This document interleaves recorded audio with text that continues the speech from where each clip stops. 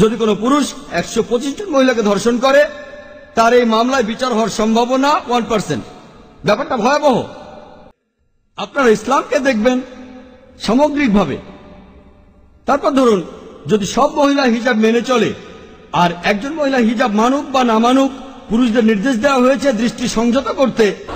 ইসলাম বলে যে নারীর অধিকার সমান, পুরুষের সমান। তাহলে নারীরা কেন পর্দার ভেতর থাকবে? আর এই ধরনের মিটিংয়েও কেন নারীদের জন্য আলাদা বসার জায়গা থাকবে?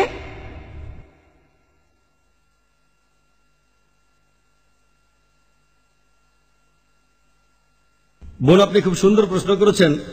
যখন ইসলাম নারীদের অধিকারে বিশ্বাস করে যে পুরুষ এবং নারী সমান, তাহলে নারীরা কেন পর্দার ভেতরে থাকবে আর নারীদের জন্য কেন আলাদা ব্যবস্থা থাকবে, যেমনটা আছে আজকের অনুষ্ঠানে? আমি আগেও বলেছি যে ইসলাম পুরুষ ও নারীর অবাধ মেলামেশাকে অনুমতি দেয় না। ইসলাম কেন নারীদের পর্দা মানতে বলে সেটা এখানে সংক্ষেপে বলছি। আর আমি আপনাকে ধন্যবাদ জানাচ্ছি, কারণ আগে আমি নারীদের হিজাব নিয়ে কোনো কথা বলতে পারিনি। পবিত্র কোরআনে দেখবেন যে নারীদের হিজাবের কথা বলার আগে কোরআন বলছে পুরুষের হিজাবের কথা। পবিত্র কোরআনে সূরা নূরের 30 নম্বর আয়াতে উল্লেখ করা হয়েছে, বলা হয়েছে, মুমিনগণকে বলো তারা যেন দৃষ্টি সংযত করে এবং লজ্জাস্থানের হেফাজত করে। পরের আয়াত সূরা নূরের 31 নম্বর আয়াতে উল্লেখ করা হয়েছে, আর মুমিন নারীদিগকে বলো তারা যেন দৃষ্টি সংযত ও লজ্জাস্থানের হেফাজত করে। আর যেটা প্রকাশ থাকে সেটা ছাড়া যেন সৌন্দর্য প্রদর্শন না করে। তারা যেন তাদের মাথার কাপড় দিয়ে বক্ষদেশ আবৃত করে, শুধুমাত্র তাদের স্বামী, পিতা, পুত্র ছাড়া। এভাবে কিছু পুরুষের তালিকা দেওয়া হয়েছে যাদের সামনে পর্দার প্রয়োজন নেই, আর এছাড়াও মহিলাদের সামনে পর্দার প্রয়োজন নেই। এগুলো বাদে অন্যান্য জায়গায় হিজাব মানতে হবে। আর হিজাবের বিভিন্ন নিয়ম কানুন আপনারা পাবেন পবিত্র কোরআন আর সহিহ হাদিসে। 6টা নিয়ম আছে। প্রথম নিয়মটা সীমা। এটাই হলো পুরুষ ও নারীর হিজাবের একমাত্র পার্থক্য। পুরুষদের জন্য তাদের ঢাকতে হবে নাভি থেকে হাঁটু পর্যন্ত, নারীদের জন্য পুরো শরীরটাই ঢাকতে হবে। যে অংশটুকু এখানে খোলা থাকতে পারে, অনাবৃত থাকতে পারে, তাদের মুখ আর কবজি পর্যন্ত। যদি সেটাও ঢাকতে চায় ঢেকে রাখতে পারে, তবে এটা আবশ্যিক না যে ঢাকতেই হবে। তাহলে পুরো শরীর ঢাকতে হবে। যে অংশটুকু খোলা থাকতে পারে, অনাবৃত থাকতে পারে, সেটা হলো মুখ আর কবজি, 2 হাতের কবজি। এটাই হলো পুরুষ ও নারীদের মধ্যে হিজাবের একমাত্র পার্থক্য। সেই পোশাকটা এমন স্বচ্ছ হবে না যাতে ভেতরটা দেখা যায়, এটা ইসলামে নিষিদ্ধ। আর শেষ নিয়মটা হলো আপনি এমন কোন পোশাক পরবেন না যাতে। আর কেন পুরুষ ও নারী আলাদা থাকবে? এবার আপনার প্রশ্নে আসি যে ইসলাম কেন পর্দায় বিশ্বাস করে আর কেন পুরুষ ও নারী আলাদা থাকবে? এখন তুলনা করে দেখি যে সমাজে পর্দা আছে আর যে সমাজে পর্দা নেই, এই দুটোর মধ্যে পার্থক্য। পৃথিবীর মধ্যে যে দেশে সবচেয়ে বেশি অপরাধ সংঘটিত হয় সেটা আমেরিকা। আর একটা রিপোর্ট অনুযায়ী,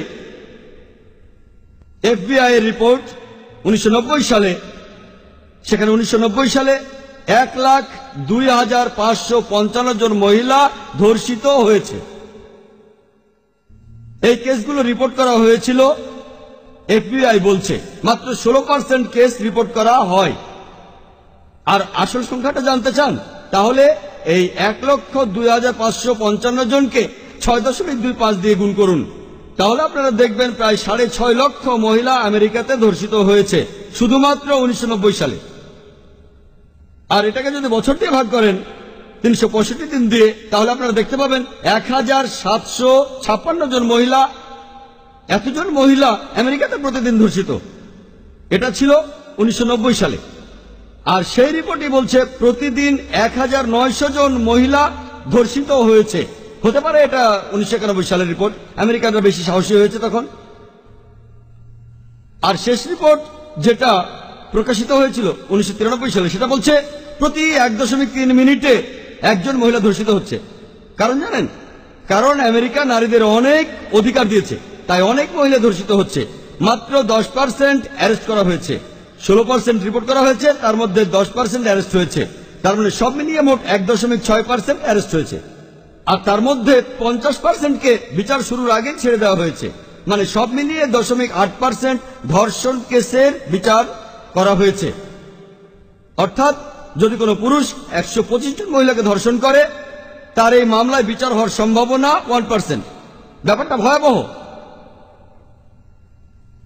125 জন মহিলাকে ধর্ষণ করলে ধরা পড়বে মাত্র একজন। এর মধ্যে 50% ক্ষেত্রে আপনার শাস্তি হবে 1 বছরের কম কারাদণ্ড।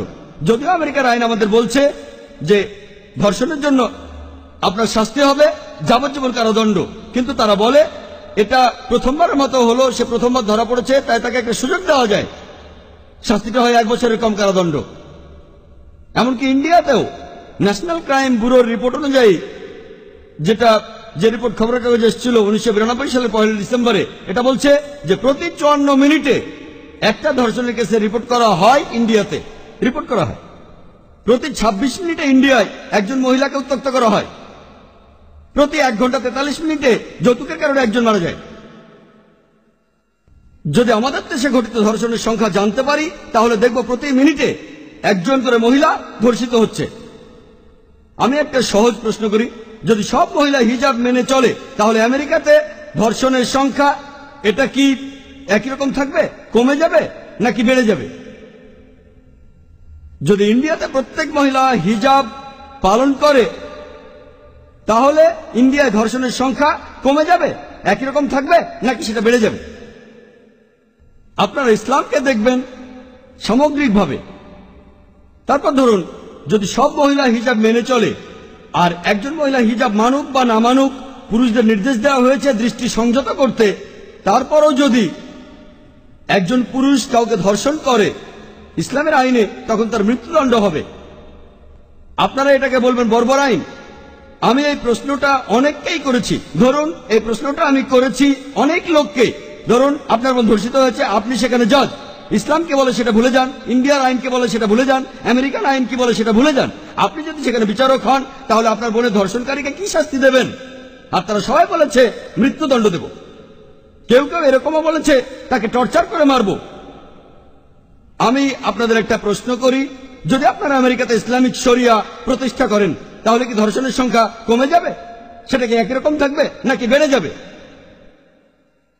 যদি ইন্ডিয়া ইসলামিক শরিয়া প্রতিষ্ঠা করেন, তাহলে কি ধর্ষণের সংখ্যা কমে যাবে, একই রকম থাকবে নাকি বেড়ে যাবে? তাহলে আসুন বাস্তবের সাথে মিলিয়ে দেখি। আপনারা নারীদের কাগজে কলমে অনেক অধিকার দিয়েছেন, তবে বাস্তবে নারীদের নামিয়ে দিচ্ছেন উপপত্নী আর রক্ষিতার স্তরে। আমি এখানে যদি ইসলামে নারীর পর্দা নিয়ে কথা বলি, সারাদিনই কথা বলতে পারবো। তবে এখন আমি একটা উদাহরণ দিয়ে আমি আমার এই উত্তরটা শেষ করতে চাই। ধরুন দুজন মহিলা, দুই যমজ বোন, দুজনে খুবই সুন্দরী, তারা রাস্তা দিয়ে হেঁটে যাচ্ছে, আর রাস্তার পাশেই একটা মাস্তান দাঁড়িয়ে আছে মহিলাদের উত্ত্যক্ত করার জন্য, মেয়েদের টিচ করার জন্য। দুই যমজ বোন হেঁটে যাচ্ছে, দুজনে একই রকম সুন্দরী, একজন ইসলামিক হিজাব পরে আছে, অন্যজন পরে আছে একটা মিনি স্কার্ট। সেই মাস্তান কোন মেয়েটাকে উত্ত্যক্ত করবে, কোন মেয়েটাকে টিচ করবে? সে মিনি স্কার্ট পরা মেয়েটাকে টিচ করবে। যদি মেয়েটা সালোয়ার কামিজ পরে আর মাথায় কাপড় না দেয়, যদি সালোয়ার কামিজটা টাইট হয় আর অন্যজন ইসলামিক হিজাব পরে আছে, তখন মাস্তানটা কাকে টিচ করবে? যে মেয়েটা হিজাব পরেনি তাকেই করবে। এভাবেই প্রমাণ করা যায় যে ইসলামে নারীদের পর্দার মধ্যে থাকতে বলা হয়েছে। এটা নারীদের ছোট করে না, নারীদের শালীনতা বজায় রাখে।